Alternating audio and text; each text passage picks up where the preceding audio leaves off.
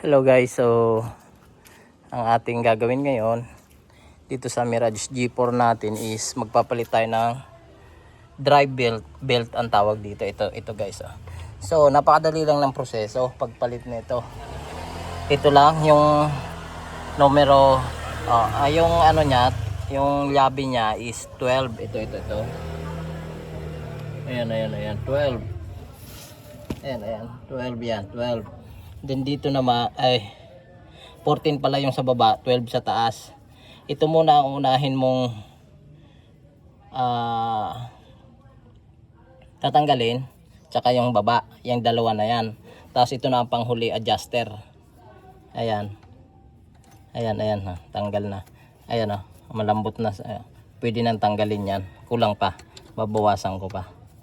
Ayan, ganun lang kadali ang pagpalit ng belt ng Mirage natin. So para hindi kayo malito, tandaan nyo ang paglagay. Ayan, ganyan, pwede nyo picturean. So ako hindi ko na picturean dahil alam ko na kung paano ang paglagay nyan. Madali lang naman.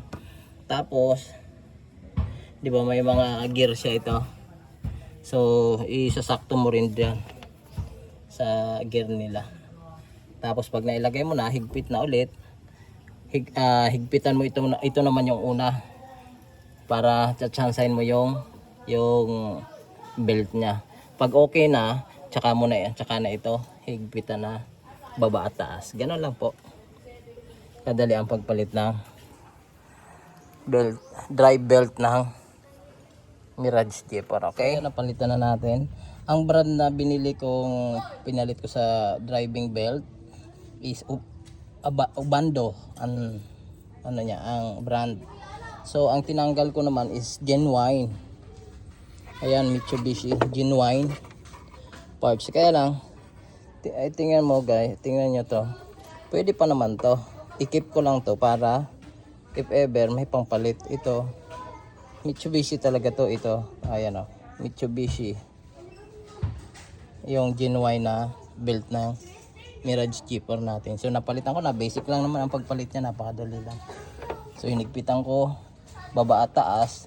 Una, ito, higpitan mo ito, tsansahin mo kung okay na yung higpit niya. Then tsaka ito higpitan na baba at taas na number 12 tsaka 14. Tsaka pag higpitan na ito, tapos higpitan na rin to last, okay na. So napakadali lang. Yan ang tools natin, 14 and 12. So okay na, napakadali lang guys, basic lang. So ako na mismo, kayo guys, napalitan ko na sinik ko na. Bago nyo paandarin, check nyo muna kung tama yung lagay nya para hindi masira.